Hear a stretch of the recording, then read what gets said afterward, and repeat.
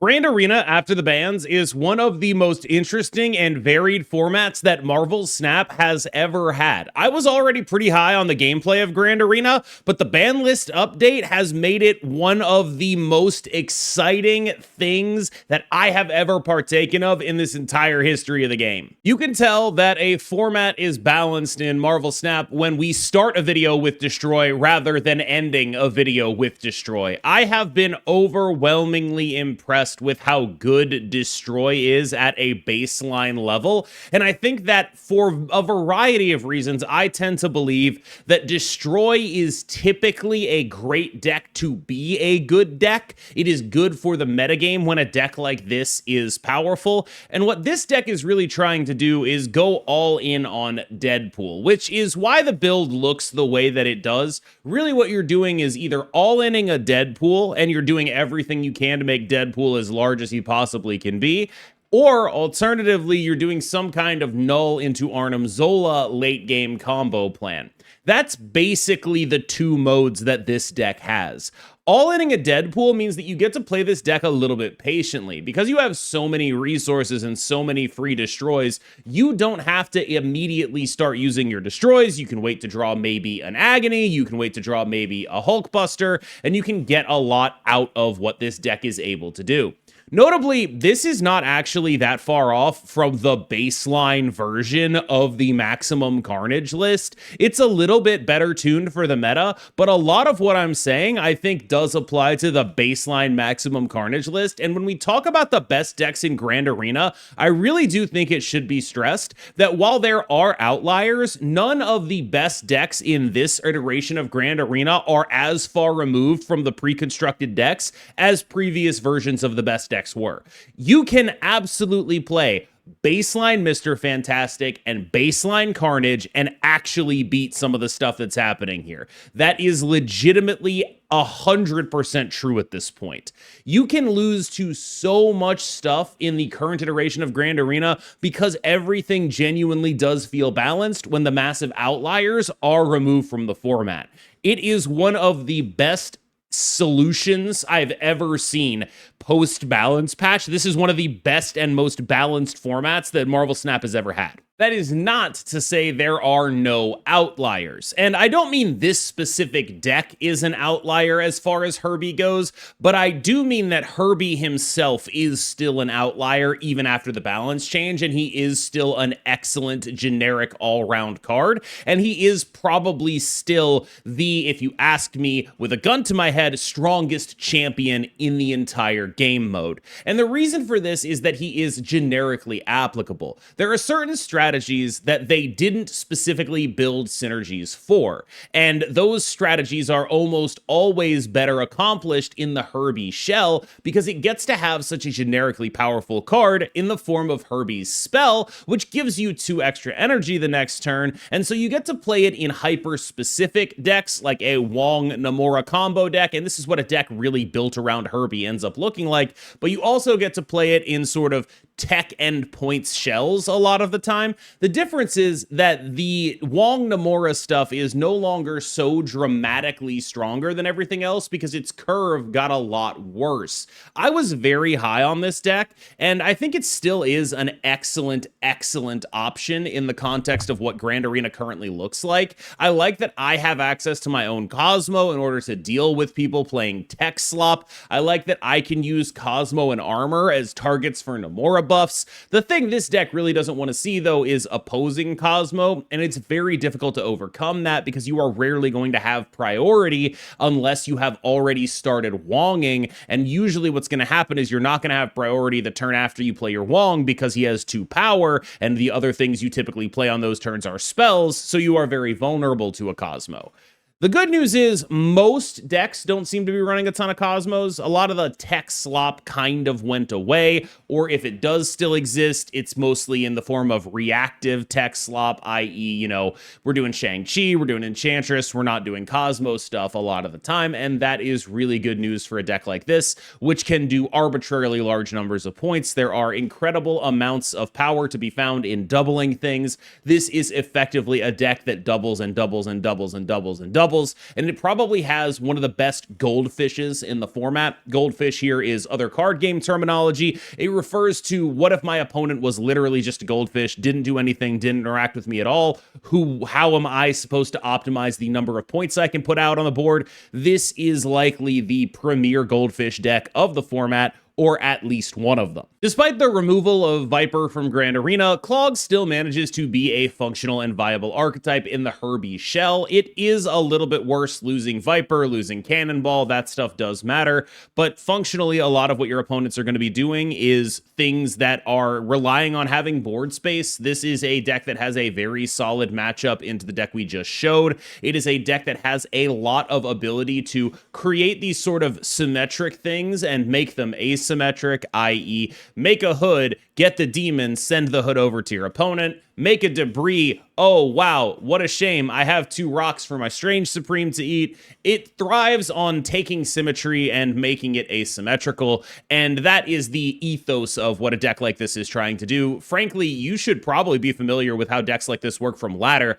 because this is basically 12 cards that you can already play in that context. The extra energy means that you are so much more reliably putting garbage on your opponent's side of the board. You are much more reliably able to play like Annihilus and some other stuff, as opposed to devoting entire turns to him alone. It is a powerful strategy. The Herby part of it is just here. This, I think, is a great example of what Herby is doing in this metagame, where it's like, maybe in theory there were other decks that make more sense in this context, but right now Herby is just sort of the best shell for whatever it is you're trying to do most of the time, and I think this is a great example of why that is. It's just there to get the free value out of it, right? You are a Strange Supreme deck, you are very happy to make a 1/4 rock that Strange Supreme is then going to eat. You are a Strange Supreme deck, you are very happy to have extra energy so you can play more stuff. Maybe you get to do, you go for an 8 energy turn of playing a Sentry and then also evolving it or something like that. You go for a turn involving a Debris and a Hood and an Annihilus on 9 energy on the final turn or something like that. There's just a bunch of stuff that you get to be able to do thanks to the extra energy and power from Herby's spell. Even at 4 cost, it just makes him such a good home for so many different shells, including this one. If you miss playing Tech Slop, I think this deck is about as close as you can get to it right now. I am very intrigued by the development of this list because basically this list exists as a response to Sarah going away, right? And so what Sarah did for decks that were playing tech slop type stuff was allow you to play a bunch of power and also a relevant tech card and just generally cheat a ton of energy. This deck has like way more fair Sarahs, right? Like in the sense that like, yeah, you're cheating a bunch of energy when you get your like Abomination really cheap and your She-Hulk really cheap and you're getting a bunch of points on your Sunspot for the price of doing that, but it's not nearly as good as playing a turn 4 Sarah, and it takes a lot more to like get to that level. It's very, Omni-Man, look what it takes to mimic a fraction of our power kind of deal, where this is a very good deck, but only in the context of Sarah not existing anymore, because Sarah was just doing everything that these cards would do, but for a lot cheaper and a lot easier and a lot better, like, equity effectively. So what this deck is doing is just points, Shang, Ench. That's really it. This is a very simple and straightforward deck. You are playing points, you are playing Shang, you are playing Ench, and again, it's a She-Hulk deck, which means it's another thing that just sort of incidentally goes better with Herby. Oh look, I used my extra energy. Oh look, my She-Hulk cost 0. Oh look, check out my insane final turn. It's pretty straightforward, right? Like, you should understand the basic ethos of this deck because decks like this have existed in Marvel Snap and in Grand Arena before. This is just a much more fair iteration of the Tech Slop archetype because it actually has to devote power and cards in the deck in order to acquiring those discounts, and it will be able to compete with a lot of stuff, but it is fundamentally vulnerable to decks that are able to go over the top of it and are playing things like Shang, or playing things like Armor, and of course Cosmo in order to shut it down. I.e., if you're doing a Wong thing, you don't really have a lot for that, because if the Wong deck has, an Armor and a Cosmo that it's Nomura buffing, you're kind of just looking at that and going, well, I guess those get to 50 power and I lose. It's a very real thing. Speaking of things, I think the Thing shell is a good place to be an Invisible Woman deck. Now, Invisible Woman First Steps has taken the ladder by storm, but it's a little bit harder for her to succeed as a pure points list in Grand Arena because there are going to be many other decks that are extremely capable of hitting her level of absolute power.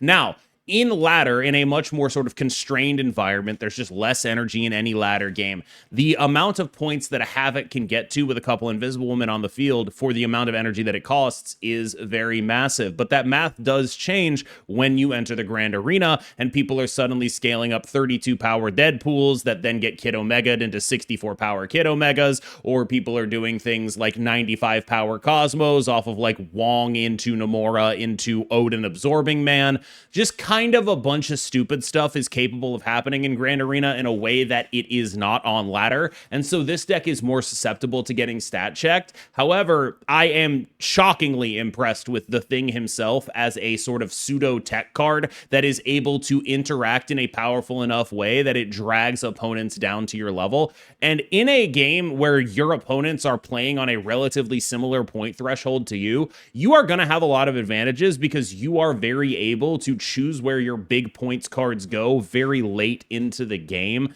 because of how Invisible Woman First Steps works with Prodigy. You're going to be able to get like a 12 power Athena, a 16 power Havoc, even if you play them on the final turn of the game. And that level of choosing where your points are going, picking and choosing your locations to try to win is a valuable aspect of power to bring to a game like this. You have all of this ability to fill your board up because of the way the Thing itself works and how it needs you to actually fill your board up. When I've played against this deck, I've seen them fill up lanes incredibly early in order to like blow up a Wong, and I have lost to that because of how good the Thing is. Like, he's not the greatest tech card in the world, but he starts in your opening hand every game and he interacts with your opponent, and there really is a lot to be said for that. He is not, again, world's most goated interactive card, but he's sort of like a Red Guardian type where he will solve a bunch of problems and he just starts in your hand, so you always have at least some way to try to solve problems that are on the board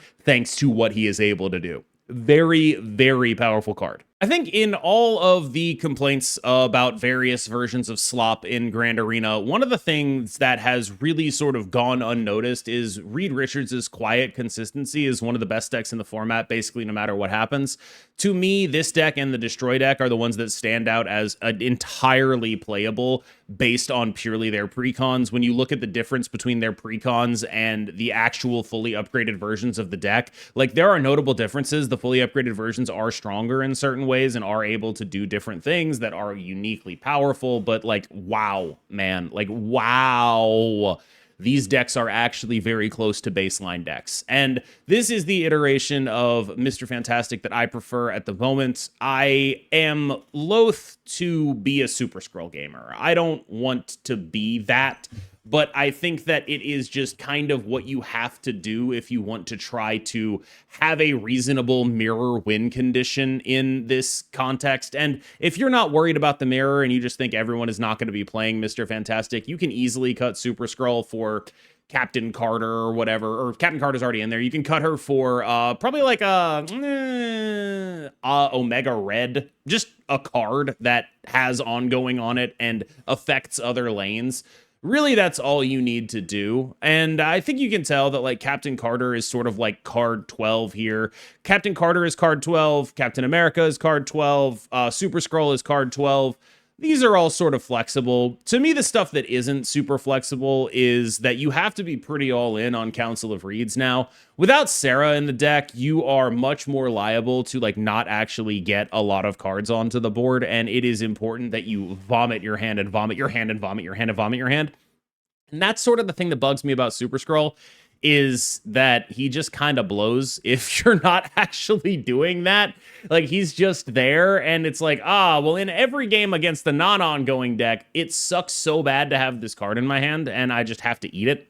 It's less bad than it would normally be, but I've seen some, like, complaints to the effect that, like, the extra energy makes it free to run a guy like this, and frankly, without Sarah, I don't think it's true. I think you are genuinely paying a cost for putting a Super Scroll in your deck. Good news, Human Torch First Steps is much more playable than he previously was. He was previously getting stat checked by everything and tech checked by everything, and was very, very, very mediocre in my estimation. Bad news, his iteration of playability is a little bit tech slop. Again, none of these decks are approaching the level of tech slop that the Agatha Doom decks were previously able to achieve, because, as I think it's important to note, I will explicitly say it, tech slop is very often held up by not the brokenness of tech cards, but by the brokenness of whatever enabler is allowing them to be played while also providing power. So in the Doom decks, there were two enablers and both of them were banned. It was Agatha Harkness, which was a free 14 power, and Sarah, which was allowing all of this stuff to always happen.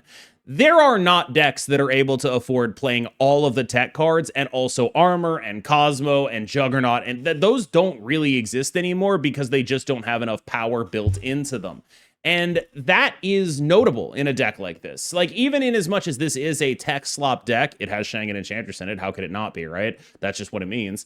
I don't really think that it approaches the level of a ridiculousness that the archetype as codified by Grand Arena was previously hitting. This is an extremely fair deck with extremely fair numbers of points and generally reasonable amounts of power that it puts on the board to go along with interaction. It's just fair. It is a fair, solid deck, and I'm really happy that Human Torch is no longer so abysmally underpowered relative to the format that it can actually have a deck that is solid and functional and creates points and puts it on the board. You can really tell that the power ceiling of the format was notably lowered by these changes. I wanted to take a moment at the end of this video to sort of ruminate on this ban list and just how good it was. Like, I know I'm typically regarded as someone who's like a little bit pro second dinner generally, and I don't want to spend too much time glazing, but the ban list they pulled off and what this game mode has become, like, I am not a person who plays game modes. I just don't do it. Like, it's